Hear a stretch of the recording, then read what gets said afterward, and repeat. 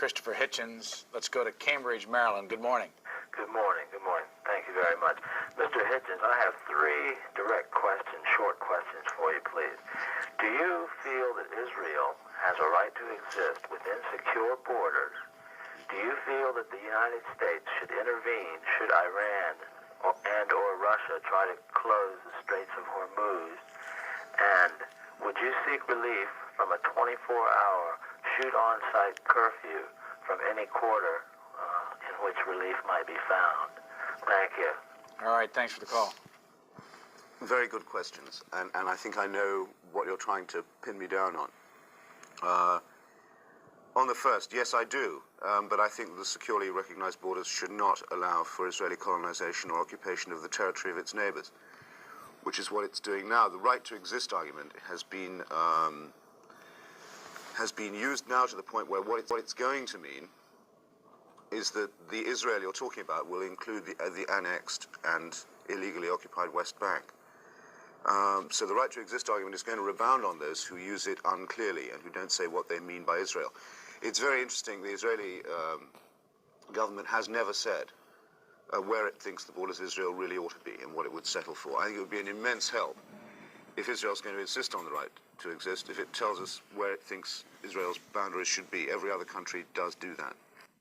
I better give you the straight answer. I think Zionism, the idea of building a state of Jewish farmers on Arab land in the Middle East, is a stupid idea to begin with. I've always thought so. My mother wanted to go and be a Zionist at one point. I tried to talk her out of it. It's been a thing in my family. I think it's a bad idea. I think it's a messianic idea. I think it's a superstitious idea.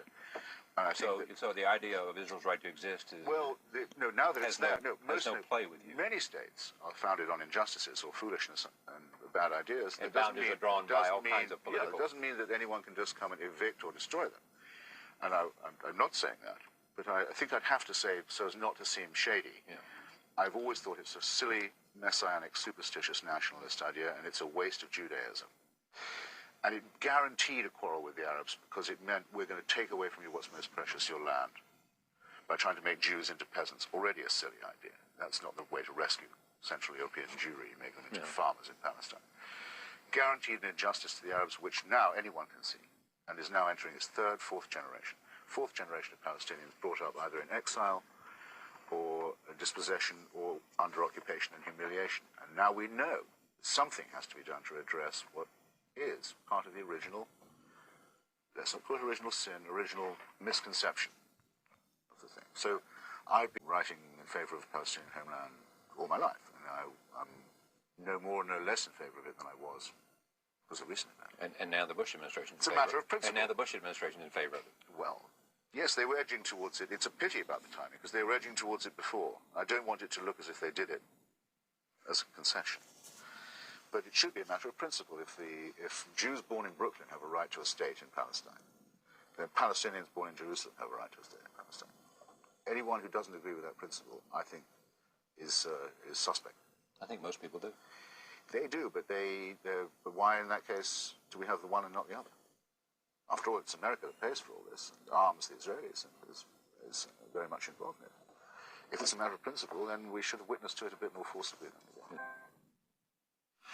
On the point of purchase, I'd like to take up on a single word, very important. You wouldn't say, would you, that the United States has no purchase on the government of Israel? No, I wouldn't. I mean, in other words, if the Israelis are going to continue to build settlements in an identifiable, just a single suburb of Jerusalem, where most of the Arab population can produce documents proving they've owned their homes since before the British Mandate. If American policy can't get them to stop building in that one identifiable suburb of Jerusalem, then there's no such thing as leverage or purchase. And Obama went to all the trouble to point out that this is a terrible thing. He should have said more than he did, in my view, that it's theft as well as an obstacle to negotiations, and then walked away from that. So that a punk government like that of Netanyahu, under the influence of a ratbag religious party, the Shas party, crackpot Orthodox party that happens to run the Ministry of Housing, is allowed to humiliate the United States, not just in the person of its vice president, who was there at the time, but its president and its Congress and its voters. And immediately the president backpedals, and now he's being attacked by some leading American Jewish organizations as being, in principle, anti-Israel. So he's had a fight with one of the Democratic Party's most important voting blocs. He's done nothing for the Palestinians, and he's made himself look like a jerk. This is not impressive. But when was American policy in the Middle East impressive? Well, actually, I'll give you an example. When George Bush Sr. Said to the Israelis, if you go on like this, I will ask Congress to suspend your loan guarantees, I thought that was extremely impressive. And so did everyone else in the Middle East, and it led to the nearest we've ever had to a proper peace conference. That was in Madrid. Bill Clinton chose to run that year from the right against Bush, saying that he thought Bush was being soft on Cuba, just like Kennedy. Thought Eisenhower and Nixon were being soft on communism in Cuba, and also from the right on Israel, saying if he was president, the Israelis would not be subjected to this kind of pressure. So the last time that there was an impressive American policy, it was a Republican administration, and it was undone by the hero of every liberal in this room. Good morning. Great. I like your type of argument. You basically have intellectual discussion instead of a screaming argument.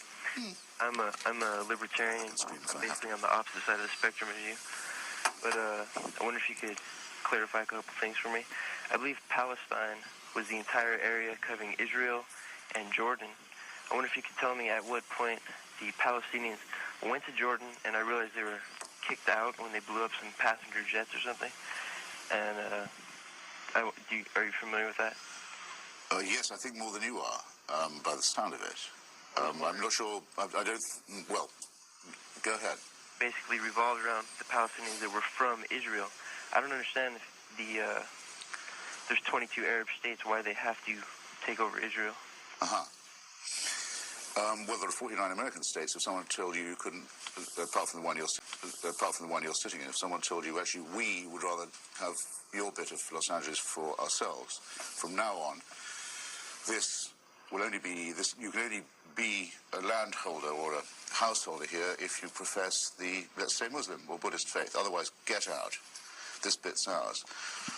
You're happy to go to Colorado on that basis? I don't think so. And I think if you think about it, you wouldn't insult anyone else by treating them, their society or their country as disposable as that. The Palestinians do not feel that God gave the land to someone else and they therefore have to be flung out.